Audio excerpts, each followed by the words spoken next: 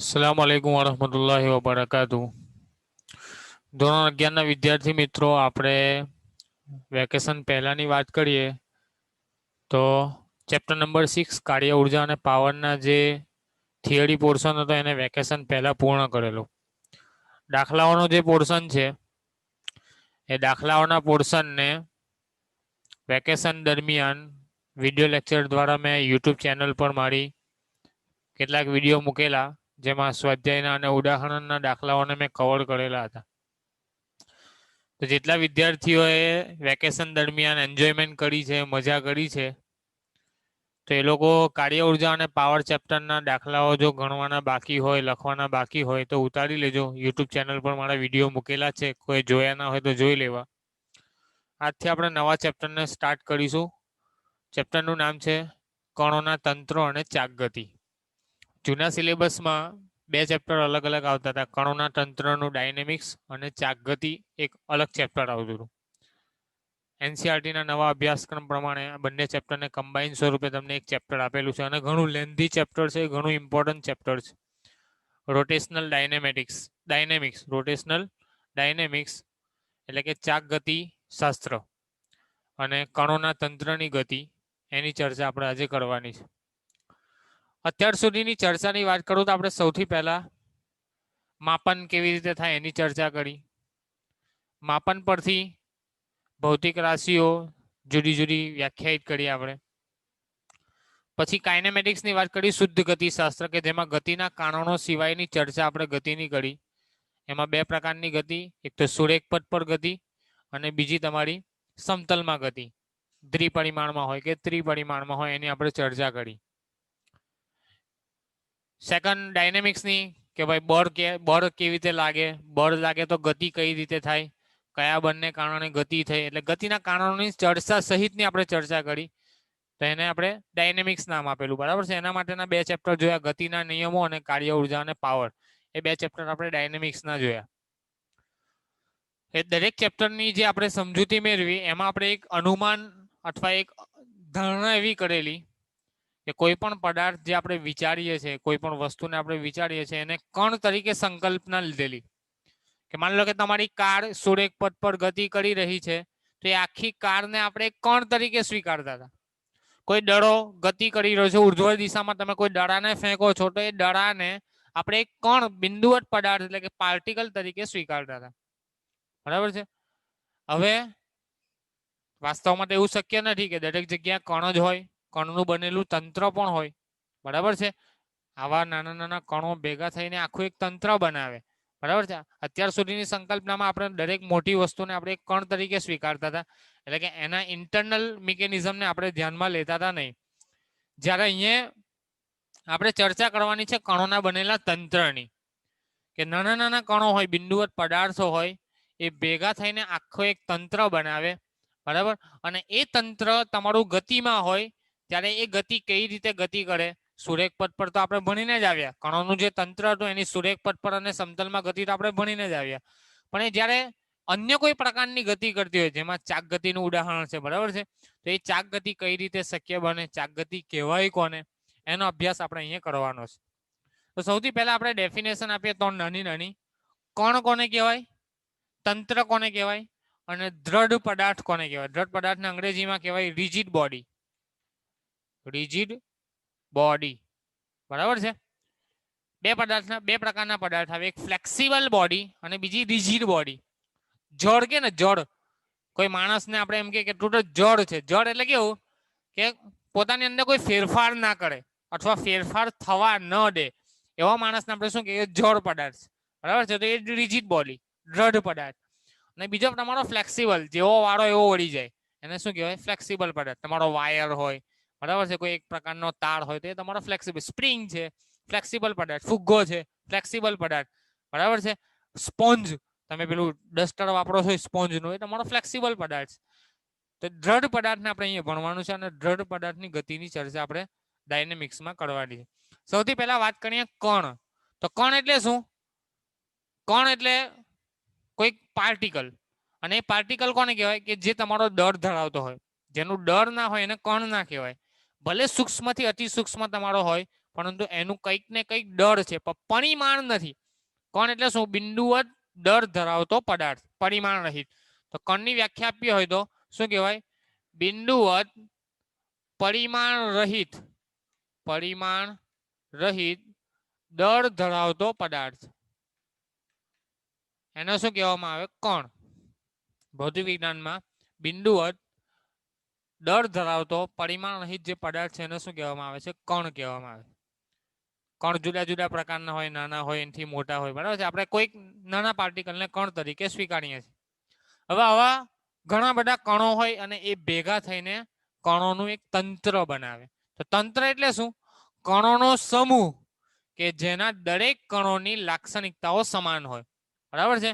કણોનો એવો સમૂહ કે જેના દરેક કણોના ગુણધર્મો એટલે કે લાક્ષણિકતાઓ સમાન હોય એને શું કહેવાય? કણોનું બનેલું તંત્ર, બરાબર છે. સિમ્પલ ભાષામાં કહીએ તો શું કહેવાય? કણોનો અથવા કણોનો સમૂહ, બરાબર છે, કે જેના કણોના ગુણધર્મો કેવા હોય? એક સમાન. તો એવા તંત્ર, એવા વસ્તુને શું કહેવામાં આવે? કણોનું બનેલું તંત્ર. આપણે સ્પોન્જની વાત કરીએ તો સ્પોન્જ પણ એ તમારું કણોનું બનેલું તંત્ર છે. ડસ્ટર છે તમારું, ડસ્ટર ઘન પદાર્થ છે, એ તમારું કણોનું બનેલું તંત્ર છે. પુસ્તક છે તો તમારું કણોનું બનેલું તંત્ર છે. કોઈ પણ ઘન પદાર્થ તમે આજુબાજુ તમારા આસપાસના, આ ચોક, એ તમારું કણોનું બનેલું તંત્ર. નાના નાના કણો તમે ચોકના જોવો છો, બરાબર છે. એ કણો ભેગા મળીને એક તંત્રની રચના કરે. હવે આ જે કણોનું તંત્ર છે એ બે પ્રકારનું હોય, એક તો દ્રઢ હોય અથવા ફ્લેક્સિબલ હોય. કણોનું બનેલું કેવું હોય? તંત્ર એક તો તમારું દ્રઢ હોય અથવા એક ફ્લેક્સિબલ હોય. તો દ્રઢ કોને કહેવાય? કેવા કણોના તંત્રને તમે દ્રઢ પદાર્થ તરીકે સ્વીકારી શકો? તો એમાં વ્યાખ્યામાં એવું કીધેલું છે કે કણોના બનેલા તંત્રમાં, કણોના બનેલા તંત્રમાં કણો વચ્ચેના સાપેક્ષ સ્થાન અફર જળવાઈ રહે, તેને દ્રઢ વસ્તુ કહેવાય.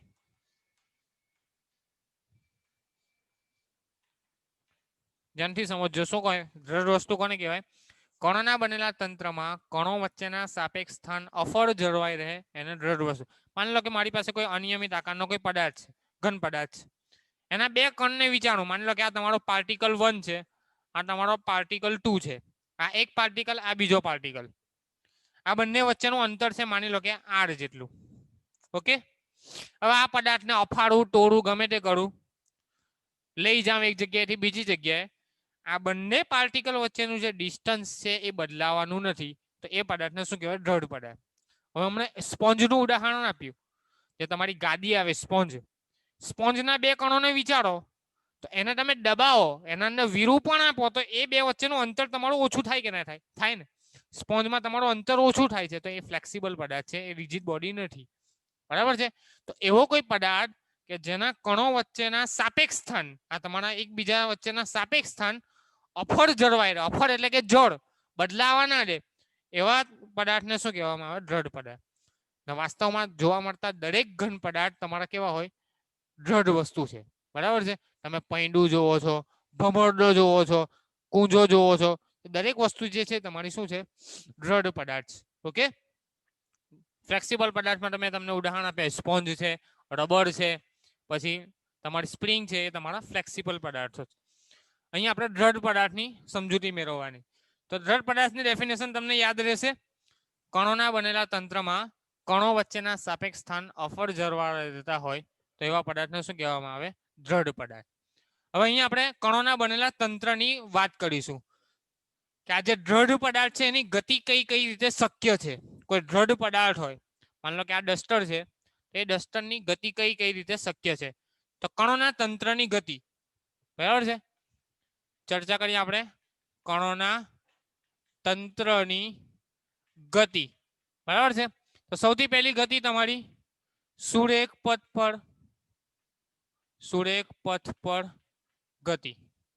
માની લો કે કોઈ પદાર્થ છે, કોઈ બ્લોક છે, બ્લોક એ, એને સુરેખ પથ પર અહીંયાથી અહીંયા સુધી લઈ જાઉં છું, તો એની કેવી ગતિ થઈ? સુરેખ પથ પર ગતિ. અને આ તમારો દ્રઢ પદાર્થ છે, એના બે કણો વચ્ચેના સાપેક્ષ સ્થાન તમારા અફર જળવાઈ રહે છે. તો એની આ કેવી ગતિ છે? તમારી સુરેખ પથ પર ગતિ કહેવાય. આ રીતે ગતિ કરે છે. બરાબર છે. હવે સુરેખ પથ પર ગતિ કરે છે તે દરમિયાન કણોના સાપેક્ષ સ્થાન તો અફર જળવાઈ રહે છે, સાથે સાથે પદાર્થના દરેક કણનો વેગ પણ સમાન. દરેક કણનો શું સમાન? વેગ પણ સમાન રહે. આ એક ઇમ્પોર્ટન્ટ મુદ્દો છે. બરાબર છે. એ કણોના બનેલા તંત્રમાં જો કોઈ દ્રઢ પદાર્થ ગતિ કરતો હોય સુરેખ પથ પર અથવા સમતલમાં, ગમે ત્યાં સમતલમાં ગતિ કરતો હોય અથવા સુરેખ પથ પર ગતિ કરતો હોય, એના દરેક કણનો વેગ કેવો રહે છે? તમારો સમાન રહે છે. બરાબર છે. તો એક તમારી સુરેખ પથ પર ગતિ, બીજી આવે તમારી સમતલમાં ગતિ. બરાબર છે. આ રીતે કોઈ પદાર્થ તમારો સમતલમાં ગતિ કરતો હોય, અહીંયાથી અહીંયા સુધી જાય, અહીંયાથી પી પોઈન્ટ થી પી ડેશ પોઈન્ટ સુધી કોઈ પદાર્થ જાય છે, જેના બંને યામમાં ફેરફાર થતો હોય, તો એને કેવી ગતિ કહેવામાં આવે? સમતલમાં ગતિ. દ્વિપરિમાણમાં હોય કે પછી ત્રિપરિમાણમાં હોય. બે ગતિની ચર્ચા તમારી બુકમાં આપેલી છે. એક સ્થાનાંતરણ ગતિ.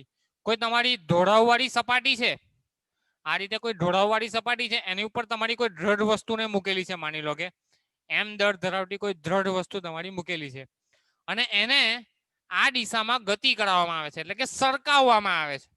આ દ્રઢ વસ્તુ, આ તમારો શું છે? રિજિડ બોડી છે, દ્રઢ પદાર્થ છે. બરાબર છે. માની લો કે દ્રઢ પદાર્થનો કોઈ કણ P1 અહીંયા છે, કોઈ કણ P2 અહીંયા છે, તો P1 કણ પણ આ દિશામાં ગતિ કરશે, P2 કણ પણ આ દિશામાં ગતિ કરશે. આપણે કેવી ગતિ કરાવીએ છીએ? આ રીતે સુરેખ પથ પર. બરાબર છે. તો એના દરેક કણ સમાન વેગથી જે દિશામાં આખો પદાર્થ ગતિ કરે છે એ જ દિશામાં એના કણો પણ ગતિ કરશે. બરાબર છે. તો આ એક પ્રકારની ગતિ છે.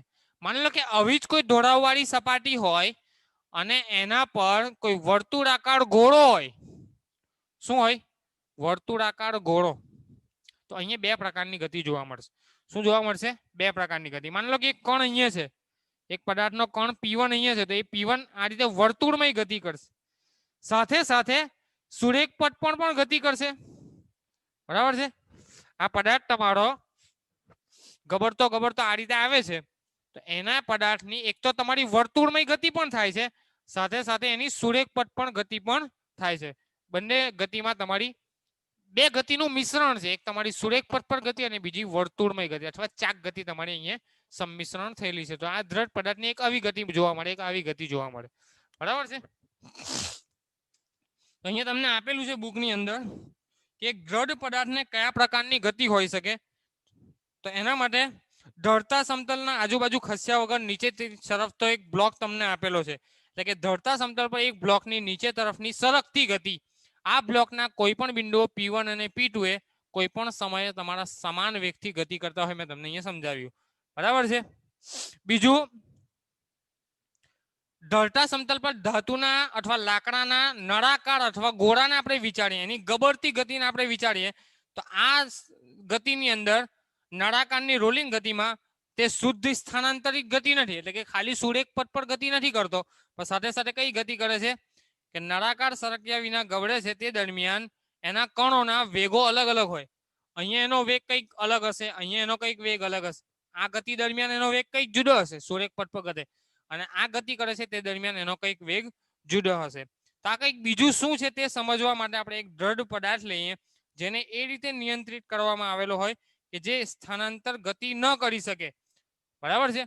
આપણે હવે એવો કોઈક દ્રઢ પદાર્થને વિચારીએ. અહીંયા બે પ્રકારની ગતિ જોઈએ આપણે. એક તો તમારી સુરેખ પથ પર પણ ગતિ કરે છે, સાથે સાથે વર્તુળમય પણ ગતિ કરે છે. હવે આપણે એવો કોઈ દ્રઢ પદાર્થને વિચારીએ કે જેની આ બે ગતિ છે, બે ગતિનું મિશ્રણ છે, એમાંની એક ગતિને આપણે અટકાવી દઈએ અને બીજી ગતિ ચાલુ રાખીએ. તો એવી ગતિને આપણે અભ્યાસ કરીએ, એને કહેવામાં આવશે ચાક ગતિ. જોઈએ આપણે ચાક ગતિનો અભ્યાસ કેવી રીતે થાય. હું તમને સિમ્પલ એક ડસ્ટર દ્વારા ઉદાહરણ આપું તો વધારે ખ્યાલ આવશે. આ એક ડસ્ટર છે, બરાબર છે. એને ગતિ કરાવો છો તો આ રીતે ગતિ કરે છે, તો આને કઈ ગતિ કહેવાય? વર્તુળમય ગતિ. તમે જોઈ શકો છો. બરાબર છે. ડસ્ટર આ રીતે ગતિ કરે છે, તો એ કઈ ગતિ કરે છે? વર્તુળમય. અને આ વર્તુળમય ગતિ દરમિયાન કણના દરેક તંત્રના દરેક કણનો વેગ સમાન હોય. બરાબર છે. સ્પર્શકની દિશામાં. તો આ જે પદાર્થનું કણોનું બનેલું જે તંત્ર છે, દ્રઢ વસ્તુ છે, એના દરેક કણનો વેગ સમાન હશે, કેમ કે એક જ ગતિ છે, શુદ્ધ ગતિ છે, તમારી વર્તુળમય ગતિ. માની લો કે આ પદાર્થ આ રીતે ગતિ કરી રહ્યો છે, સીધી દિશામાં ગતિ કરી રહ્યો છે, સુરેખ પથ પર ગતિ, તો એના પણ દરેક કણનો વેગ કેવો હશે? સમાન હશે.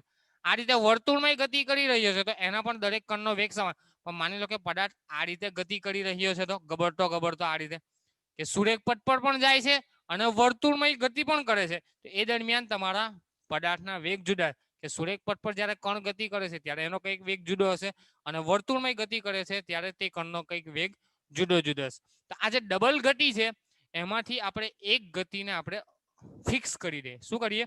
આ જે ડબલ ગતિ કરે છે, એક સુરેખ પથ પર કરે છે, એક અને આ રીતે કરે, એમાંની એક ગતિને ફિક્સ કરી દે. પહેલા આ રીતે ગતિ કરતો, જોજો જોજો, આગળ પણ જાય છે અને રોટેશન પણ કરે છે. આ રીતે તમારો પદાર્થ આગળ પણ જાય છે અને રોટેશન પણ કરે છે. કોઈ તમે દડાને જમીન પર ફેંકો તો સરકતો જે રીતે જાય, સુરેખ પથ પણ ગતિ કરે અને વર્તુળમાં પણ ગતિ કરે. હવે આપણે એક ગતિને ફિક્સ કરી દે. હવે શું કરું? અને આ રીતે ફેરવું તો બરાબર છે. પહેલા આ રીતે ફરતો હતો, આખો કણ ફરતો હતો. હવે તમે આ રીતે ફેરવો છો પદાર્થ, અથવા કોઈ એક જગ્યાએ ફિક્સ કર. માની લો કે આ જે કણ છે, આ છેરા પરનો જે કણ છે, એ કણને હું ફિક્સ કરી દઉં અને એને આ રીતે મોશન આપું તો વર્તુળમાં તમે સમજી શકો. આ રીતે જો, બરાબર છે. આ રીતે હું એને મોશન કરાવું તો માની લો કે આ વચ્ચેના પોઈન્ટને મેં ફિક્સ કરી દીધો, આ કણને મેં ફિક્સ કરી દીધો અને બાકીના કણોને હું આ રીતે ગતિ કરાવું છું. તો એ કઈ ગતિ કહેવાય? તમારી ચાક ગતિ. અને ચાક ગતિની ડેફિનેશન આપવી હોય તો એને એવું કહી શકાય કે જે ચાક ગતિને આપણે વ્યાખ્યા આપીએ તો ચાક ગતિની વ્યાખ્યા આ રીતે આપી શકાય કે દ્રઢ પદાર્થના બધા જ કણો વર્તુળમાં ગતિ કરતા હોય. દ્રઢ પદાર્થના બધા જ કણો વર્તુળમાં ગતિ કરતા હોય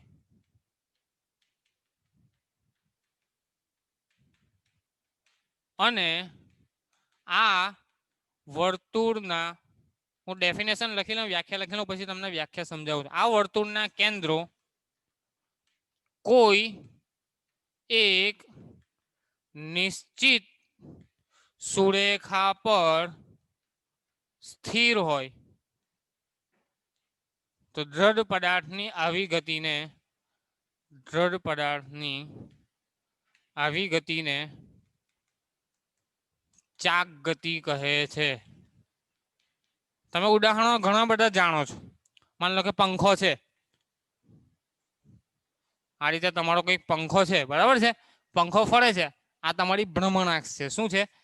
કોઈ સ્થિર કક્ષા છે, કોઈ અક્ષ છે, એને અનુલક્ષીને તમારી વર્તુળમાં ગતિ થાય છે, તો એને શું કહેવાય? ચાક ગતિ. પંખો ફરે છે, તમારી ચાક ગતિ છે. ભમરડો ફરે છે, બરાબર છે. આ રીતે તમારો ભમરડો ફરતો હોય, બરાબર છે. એ ભમરડાની જે ગતિ હોય એ તમારી ચાક ગતિ છે, બરાબર છે. પછી પેલા કૂંજો આવે, કુંભાર તમારો કૂંજો ફેરવે, બરાબર, એને ચાકની ઉપર ફેરવે, તો એની પણ કેવી ગતિ છે? તમારી ચાક ગતિ. કોઈ ભ્રમણાક્ષને અનુલક્ષીને. હવે આ તમને ડેફિનેશન સમજાવું. શું કીધું છે? કોઈ દ્રઢ પદાર્થ, અહીંયા ત્રણ દ્રઢ પદાર્થ છે, પંખો હોય, ભમરડો હોય કે કૂંજો હોય. ત્રણ કેવા પદાર્થ છે? તમારા દ્રઢ પદાર્થ. તો દ્રઢ પદાર્થના બધા જ કણો વર્તુળમય ગતિ. કોઈ પણ કણને વિચારો, માની લો કે આ ભમરડાને એક કણને અહીંયા વિચારો, તો એ કણ કેવો ગતિ કરશે? વર્તુળમય ગતિ કરશે. ભમરડો ફરે તે દરમિયાન કણ કેવી ગતિ કરશે? વર્તુળમય. તો દ્રઢ પદાર્થના બધા જ કણો વર્તુળમય ગતિ કરતા હોય. માની લો કે આ કણને વિચારો તો એ આ રીતે વર્તુળમય, અહીંયાના કોઈ કણને વિચારો તો એ આ રીતે વર્તુળમય ગતિ કરે, અહીંયાના કોઈ કણને વિચારો તો આ રીતે વર્તુળમય ગતિ કરે, બરાબર છે. તો દ્રઢ પદાર્થના બધા જ કણો વર્તુળમય ગતિ કરતા હોય અને આ વર્તુળના કેન્દ્રો, માની લો કે આના સેન્ટરની વાત કરું તો એનું સેન્ટર અહીંયા, આના સેન્ટરની વાત કરું તો આ વર્તુળનું સેન્ટર અહીંયા, કેન્દ્ર અહીંયા, આ વર્તુળનું કેન્દ્ર. તો આ તમામ વર્તુળના કેન્દ્રો કોઈ એક નિશ્ચિત સુરેખા પર સ્થિર હોય, બરાબર છે.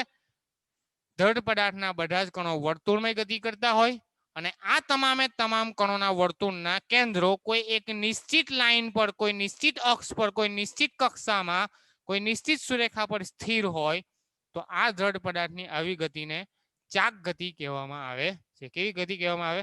દ્રઢ પદાર્થની આવી ગતિને ચાક ગતિ. જેમાં અક્ષ પરના જે કણો છે એ તમારા સ્થિર છે અને બાકીના કણો તમારા વર્તુળમય ગતિ કરે. અહીંયા રહેલા જે કણો હશે એ તમારા કેવા હશે? સ્થિર હશે. અને બાકીના કણો, અક્ષ તમારી ભ્રમણ કરતી નથી, બાકીના જે કણો છે એ તમારી વર્તુળમય ગતિ કરે છે. તો આવી ગતિને કેવી ગતિ કહેવામાં આવે? ચાક ગતિ.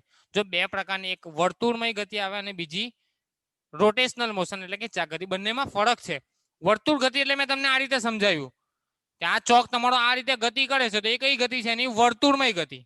અને ચાક ગતિ એટલે આ રીતે હું ફેરવું ચોક, બરાબર છે, પોતાની ધડી પર જ એક અક્ષને અનુલક્ષીને પોતાની ધડી પર જ ભ્રમણ કરતો હોય તેને કેવી ગતિ કહેવાય? ચાક ગતિ. બરાબર છે. કોઈ દ્રઢ પદાર્થ હોય, સિમ્પલ એક નાનો પદાર્થ વિચારીએ તો એ આ રીતે ગતિ કરે તો એની વર્તુળમય, પણ પોતાની ધડીની ઉપર જ આ રીતે ભ્રમણ કરતો હોય તો એને કેવી ગતિ કહેવાય? ચાક ગતિ. રોટેશનલ મોશન અને સર્ક્યુલર મોશન બંનેમાં ડિફરન્સ, બરાબર છે. તો દ્રઢ પદાર્થના બધા જ કણો વર્તુળમય ગતિ કરતા હોય અને આ વર્તુળના કેન્દ્રો કોઈ નિશ્ચિત સુરેખા પર સ્થિર હોય તો દ્રઢ પદાર્થની આવી ગતિને ચાક ગતિ કહેવામાં આવે. અને આ જે અક્ષ મળી, જે નિશ્ચિત સુરેખા મળી, એને કહેવામાં આવે ભ્રમણાક્ષ. શું કહેવામાં આવે? ભ્રમણાક્ષ. બરાબર છે. જે નિશ્ચિત સુરેખાને અનુલક્ષીને તમારો દ્રઢ પદાર્થ ગતિ કરતો હોય એ નિશ્ચિત સુરેખાને શું કહેવામાં આવે? ભ્રમણાક્ષ કહેવામાં આવે છે, ધડી કહેવામાં આવે છે. બરાબર છે. ચાલો આગળ ચર્ચા કરીએ થોડીક વધારે આની અંદર ડીપમાં, કે શું આવું દરેક પદાર્થમાં શક્ય છે કે એની અક્ષ ભ્રમણ ના કરે? દરેક પદાર્થમાં એવું શક્ય છે કે એની અક્ષ ભ્રમણ ના કરે? તો એના માટે આપણે ચર્ચા કરીએ.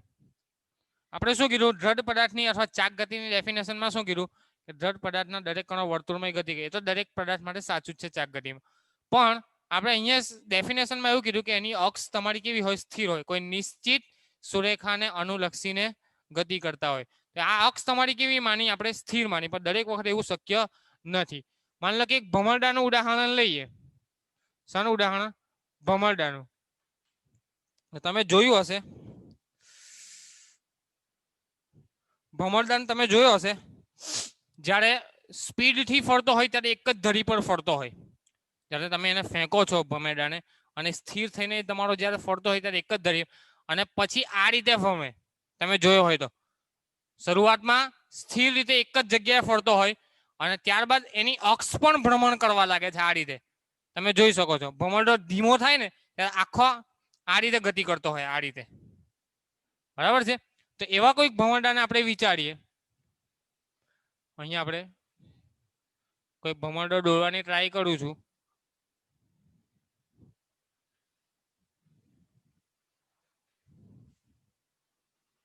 માની લો કે આવો કોઈક ભમરડો છે, બરાબર છે. આ એની નિશ્ચિત અક્ષ છે. શું છે? નિશ્ચિત અક્ષ. એને આપણે ભ્રમણાક્ષ નામ આપ્યું. શું નામ આપ્યું? ભ્રમણાક્ષ. તો આ તમારો કોઈ ભમરડો એ તમારો દ્રઢ પદાર્થ છે. એના દરેક કણો કેવી ગતિ કરે છે? વર્તુળમય. માની લો કે અહીંયા કોઈ કણ છે P1 તો એની આ તમારી વર્તુળમય ગતિ. બીજો કોઈ કણ છે P2 તો એની આ તમારી વર્તુળમય ગતિ. ત્રીજો કોઈ કણ છે P3 તો એની આ તમારી વર્તુળમય ગતિ. બરાબર છે. હવે આપણે શું કીધું કે દ્રઢ પદાર્થના દરેક કણો વર્તુળમય ગતિ કરે છે. તો અહીંયા છે. બીજું, એની ભ્રમણાક્ષ તમારી સ્થિર હોય. જ્યારે ભ્રમરડો સ્થિર ફરતો હોય ત્યારે એની ભ્રમણાક્ષ તો સ્થિર હોય, બાકીના કણો ગતિ કરતા હોય. પણ જ્યારે ધીમો પડે છે ભમરડો, જ્યારે ધીમો પડે છે ત્યારે કેવી ગતિ કરશે? આ રીતે ગતિ કરશે. બરાબર છે. તમે જોયો હશે ભમરડો ધીમો પડે એટલે આ રીતે ગતિ કરે. બરાબર છે.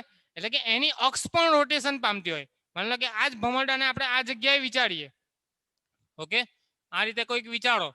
અહીંયા તમારો આ ભમરડો અહીંયા છે, આ પોઝિશન પર આ રીતે તમારો ગતિ કરતો, એટલે કે અહીંયા એક તમારો આ રીતે ઘટના બને છે. બરાબર છે. હું આકૃતિ સ્પષ્ટ નથી દોરી શકતો, પણ આ રીતે ભમરડો આ રીતે ગતિ કરે છે. બરાબર. તો એની અક્ષ પણ રોટેશન પામે છે. અહીંયા જરૂરી નથી કે ચાક ગતિ એને જ કહેવાય કે જેમાં અક્ષ સ્થિર હોય. કેટલાક કિસ્સાઓ એવા પણ છે કે જેમાં તમારી અક્ષ પણ રોટેશન પામે છે. ખાલી એક જ વસ્તુ સ્થિર છે. અહીંયા તમે જોઈ શકો આ પોઈન્ટ O બિંદુ, એને શું કહેવામાં આવે? O બિંદુ. જે આ એક જ પોઈન્ટ એવો છે કે જે રોટેશન કરતો નથી, બાકી આખો દ્રઢ પદાર્થ તમારો રોટેશન કરે છે. એટલે કે અહીંયા રહેલો કણ પણ વર્તુળમય ગતિ કરે, અક્ષ પણ તમારી વર્તુળમય ગતિ કરે છે. ખાલી એક જ કણ અહીંયા રહેલો સૌથી નીચેનો જે કણ છે એ એક જ કણ એવો છે કે જે તમારો વર્તુળમય ગતિ કરતો નથી, સ્થિર છે. તો અહીંયા તમારે ચાક ગતિની વ્યાખ્યાને સુધારો કરીને લખવી તો શું લખી શકાય? કે દ્રઢ પદાર્થના તમામ કણો વર્તુળમય ગતિ કરતા હોય. આ વર્તુળના કેન્દ્રો કોઈ નિશ્ચિત સુરેખા પર સ્થિર હોય, બરાબર, અથવા ગતિ કરતા હોય.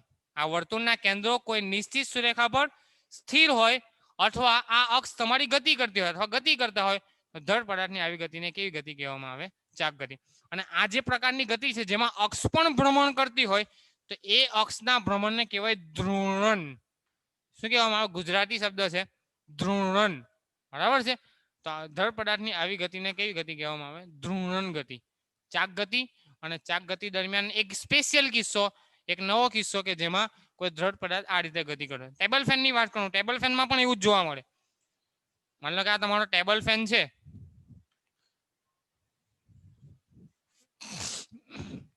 મને કમ્પ્લીટ દોરતા તો નહીં આવડે ટેબલ ફેન. ટ્રાય કરીએ આપણે ટેબલ ફેનની. માની લો કે આ તમારો ટેબલ ફેન છે. ઓકે, તો આ એની અક્ષ છે. આ અક્ષને અનુલક્ષીને તમારો પંખો ભ્રમણ કરે છે આ રીતે. બરાબર છે. આ તમારી ભ્રમણાક્ષ છે. આ શું છે? તમારી ભ્રમણાક્ષ. ઓકે, તો આ જગ્યા છે, હાલમાં આ જગ્યાએ સ્થિર છે. આ તમારું ઓ બિંદુ કહેવાય. અને શું કહેવાય? ઓ બિંદુ. બરાબર. આ બિંદુ એક જ બિંદુ એવું છે કે જે તમારું ભ્રમણ નહીં કરે, વર્તુળમાં ગતિ નહીં કરે. તે સિવાય આખો દ્રઢ પદાર્થ તમારો, જો અહીંયા તો તમારો પંખો પણ ફરશે આ રીતે, સાથે સાથે પંખો આ રીતે રોટેટ પણ થાય. તમે ટેબલ ફેનમાં જોયું હશે, આખો આ તરફથી આ તરફ જાય તમારો. તો મારી અક્ષ માની લો કે આ તરફ છે, પંખો આ જગ્યાએ છે. મારી અક્ષ આ તરફ છે, પંખો આ જગ્યા છે. મારી અક્ષ તમને દેખાય છે? આ રીતે છે. માની લો કે આ તમારો પંખો છે ને આ પંખાની અક્ષ છે.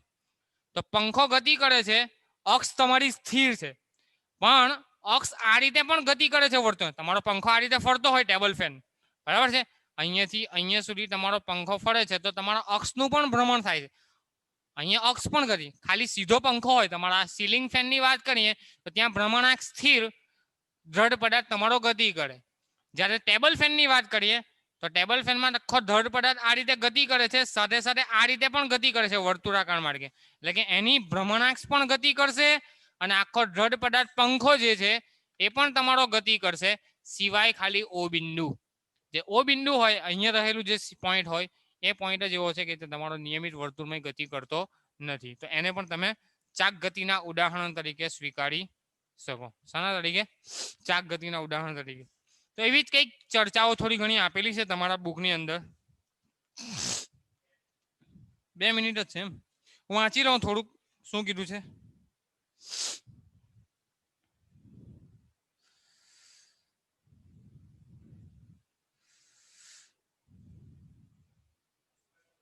ચાલો આપણે એ સમજવાનો પ્રયત્ન કરીએ કે ચાક ગતિ શું છે, ચાક ગતિના લક્ષણો કયા કયા.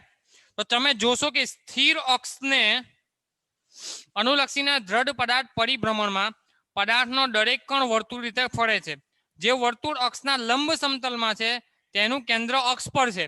આકૃતિમાં એક સ્થિર અક્ષ નિર્દેશ ફ્રેમ ઝેડ અક્ષને અનુલક્ષીને એક દ્રઢ પદાર્થની ચાક ગતિ દર્શાવે છે, જેના જુદા જુદા બિંદુઓ P1 point, P2 point, P3 point જુદા જુદા બિંદુઓના તમને સ્થાન આપેલા છે અને એની ગતિ આપેલી છે અને એનું કેન્દ્રથી અંતર આપેલું છે. દરેકના કેન્દ્ર આપેલા છે C1, C2 અને C3. બરાબર છે. તો આવી ગતિને કેવી ગતિ કહેવામાં આવે? ચાક ગતિ કહેવાય. પછી ભમરડાનું ઉદાહરણ આપેલું. પહેલા મેં તમને સમજાવ્યું કે ચાક ગતિ સિમ્પલ છે શું, કે કોઈ દ્રઢ પદાર્થના દરેક કણ વર્તુળમાં ગતિ કરતા હોય અને આ વર્તુળના કેન્દ્રો કોઈ નિશ્ચિત સુરેખા પર સ્થિર હોય તો આવી ગતિને ચાક ગતિ કહેવાય. એવું મેં તમને સમજાવ્યું. હવે ચાક ગતિના સ્પેશિયલ કિસ્સાની વાત કરી કે શું સ્થિર જે ભ્રમણાક્ષ છે એ દરેક વખત સ્થિર જ હોય? આ જે ભ્રમણાક્ષ આપણે કીધી, દ્રઢ પદાર્થની જે ભ્રમણાક્ષ કીધી, એ ભ્રમણાક્ષ શું દરેક વખતે સ્થિર જ હશે? તો ના, એવું શક્ય નથી. કેટલીક વાર એવું પણ બને કેટલાક કિસ્સામાં કે ભ્રમણાક્ષ પણ ગતિ કરતી હોય, સિવાય ખાલી એક એનો પોઈન્ટ, એક જ બિંદુ, એક જ તટસ્થ બિંદુ એવું છે જેને ઓ બિંદુ કહેવામાં આવે, જે તમારું ગતિ કરતું નથી. તે સિવાય આખો તમારો દ્રઢ પદાર્થ અને અક્ષ પણ, ભ્રમણાક્ષ પણ તમારી ગતિ કરતી હોય, એને પણ કેવી ગતિ કહેવામાં આવે? ચાક ગતિ. અને આ જે પ્રકારની ગતિ છે એને ધ્રુવણ ગતિ, પંખાની આવી ગતિને ધ્રુવણ ગતિ કહેવાય. ભમરડાની પણ આ રીતે ગતિને કેવી ગતિ કહેવાય? ધ્રુવણ ગતિ. ભમરડો ધીમો પડે ત્યારે કેવી ગતિ કરે? આ રીતે આખી. બરાબર છે. ભમરડો ધીમો થાય ત્યારે જે વાંકી ચૂકી ગતિ કરે ને એને કેવી ગતિ કહેવાય? ધ્રુવણ ગતિ. કે જેમાં એની અક્ષ પણ તમારી વર્તુળાકારમાં ગતિ કરતી હોય, સાથે સાથે ભમરડો પણ તમારો ચાક ગતિ કરતો હોય. એટલે કે ભમરડો પોતાની ધરી પર પણ ફરતો હોય, સાથે સાથે એની અક્ષ પણ તમારી વર્તુળમાં ગતિ કરતી હોય. તો આવી ગતિને પણ કેવી ગતિ કહેવામાં આવે? ચાક ગતિ. ઓકે, એવા ઘણા બધા ઉદાહરણો તમને આપેલા છે. નેક્સ્ટ ટાઈમ આપણે જોઈશું તો એમાં દ્રવ્યમાન કેન્દ્રની ચર્ચા કરીશું. સિમ્પલ અહીંયા તમારે કન્સેપ્ટ સમજવાનો હતો.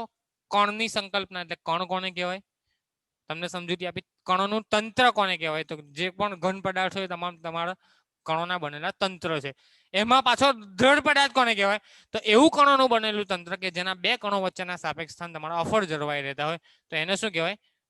દ્રઢ પદાર્થ. બરાબર. અને આ દ્રઢ પદાર્થ કઈ કઈ ગતિ કરી શકે? તો એક તો સુરેખ પથ પર કરી શકે, બીજી સમતલમાં કરી શકે, સળકી શકે, ગબડી શકે. સળકી અને ગબડે, સળક્યા વિના ગબડતો હોય તો વાત અલગ છે, પણ સળકતો પણ જાય અને ગબડતો પણ જાય, બે ગતિનું મિશ્રણ છે.